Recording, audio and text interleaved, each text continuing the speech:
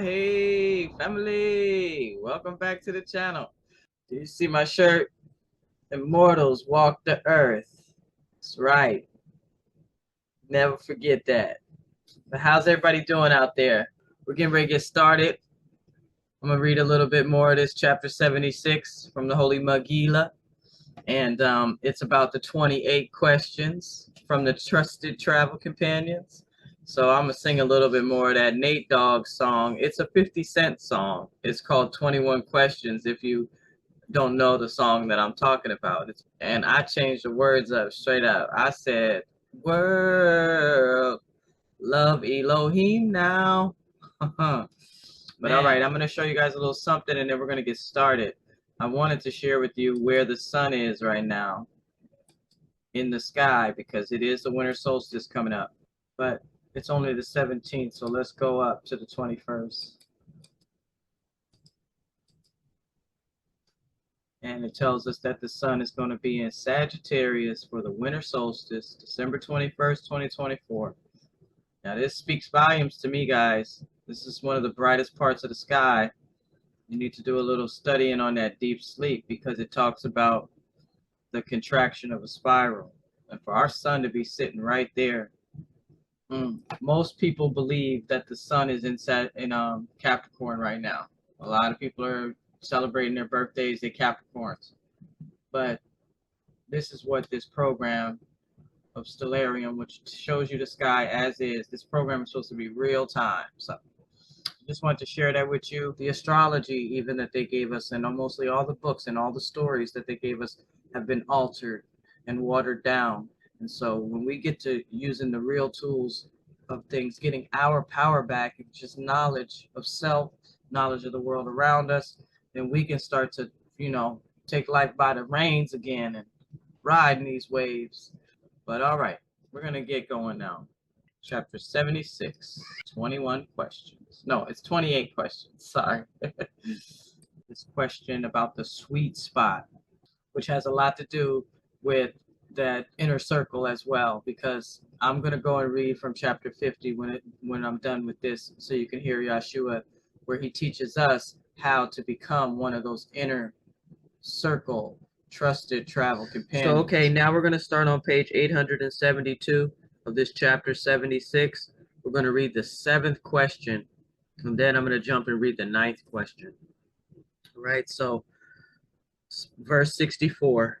A disciple asked Yahshua, Lord, I have heard you say that spiritual evolution is both an inhale and an exhale. What exactly do you mean? Yahshua replied, so he says the outbreath of the exhale of YHWH is the movement from the spiritual center of all into the outer physical reaches of the all. And the in-breath, the inhale, is the return from the outer reaches towards the inner center. That is true on every scale that you can imagine. It is a universal pattern of creation that is called by yogis the breath of life.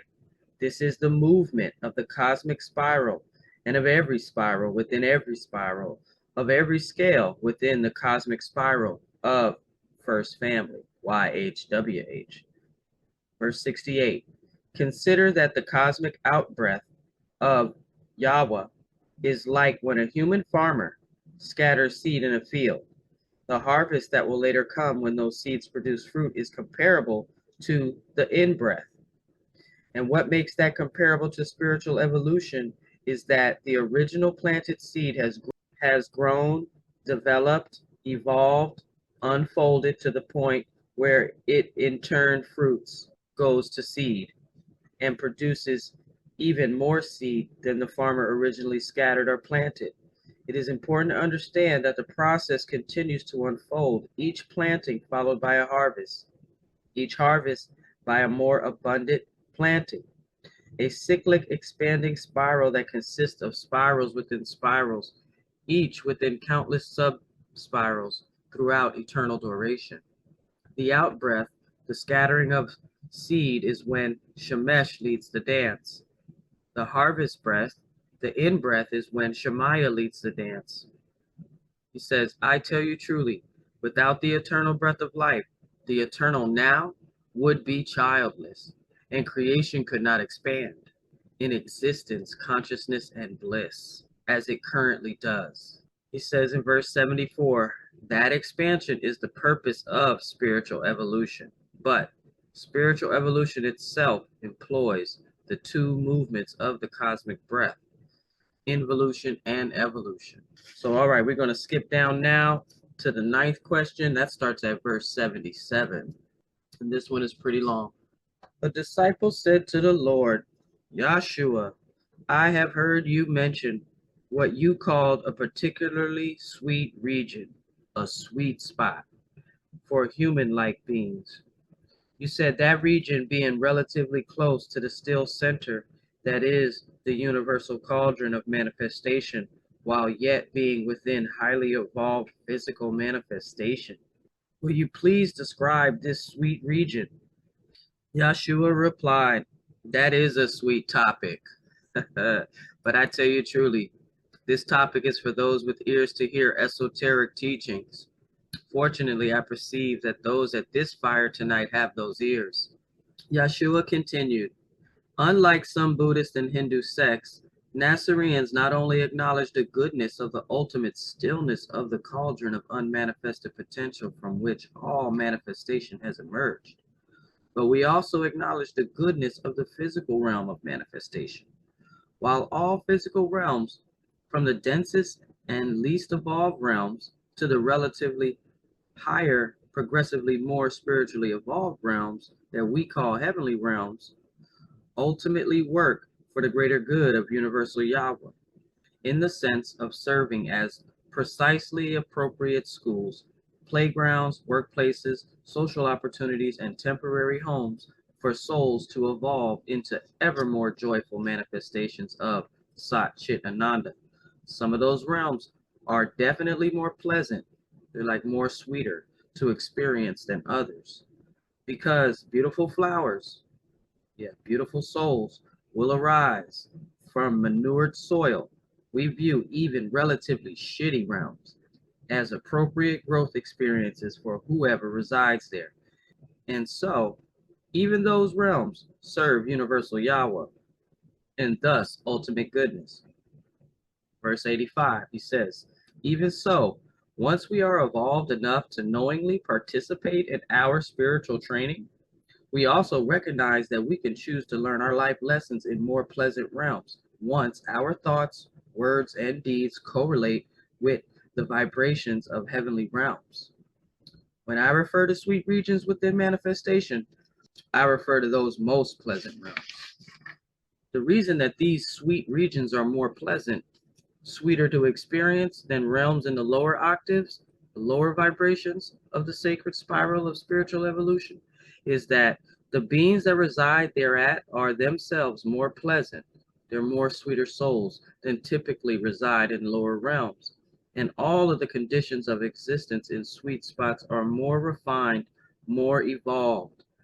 Even so, these sweet souls will alternate periods of enjoying residing in these most pleasant realms and choosing to serve supernal love in relatively lower, less evolved realms on the spiral ladder of being.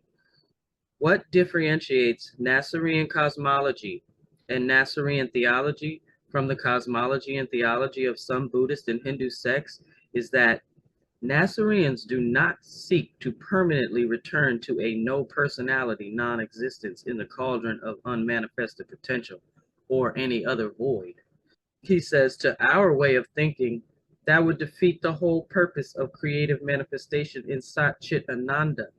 So he says, however, when an advanced yogi comes very close to Ein Sof within, that yogi can more effectively call forth from the realm of unmanifested potential relatively sweeter creative manifestations. That proximity to still zero is a particular sweet region, a region from which we can conjure good things in the cause of supernal love.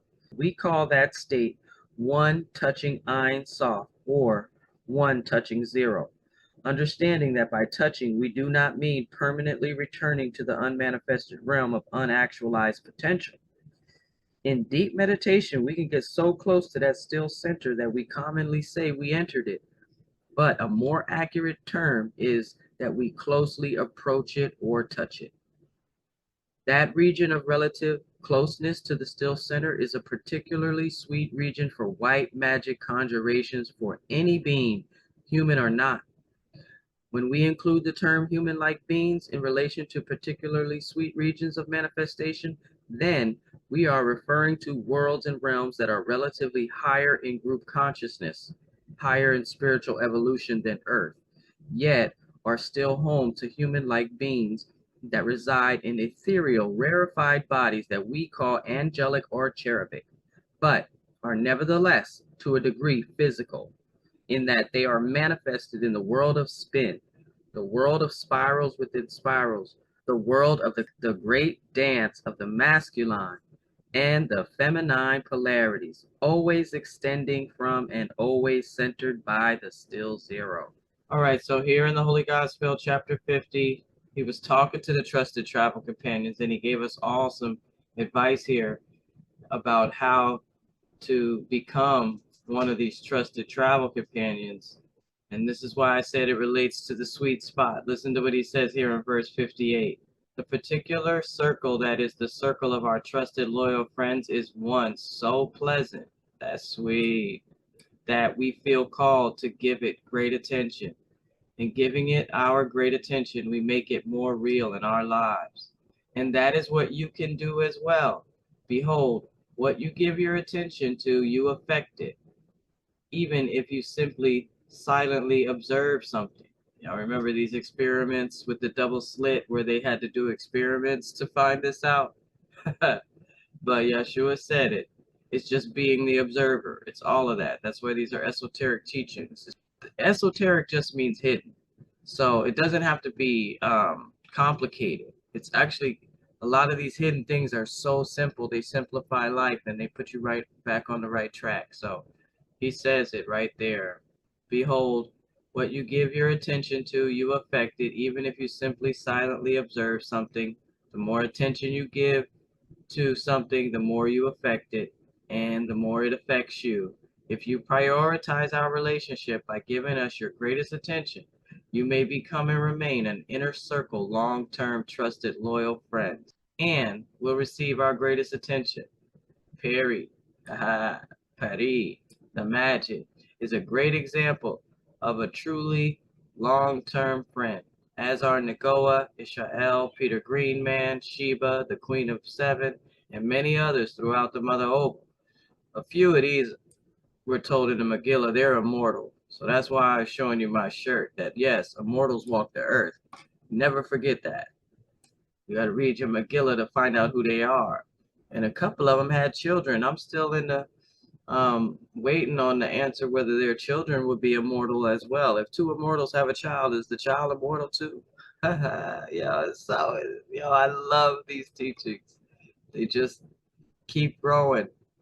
The spiritual fellowship we enjoy with our inner circles, within inner circles of best friends, cannot be forced on any being. Neither can it be falsely attained. Lo, the best friend vibration is a particular vibration. It is very real. It is what it is and cannot be faked. That vibration is of the inner circles of the body of Christ. Reminds me of the chakras, right? And everything is a pattern. Wherefore the mystery schools and the various levels of initiation exist as an outer symbol of vibratory reality, rings within rings. These patterns, they're in the seasons as well. Happy winter solstice.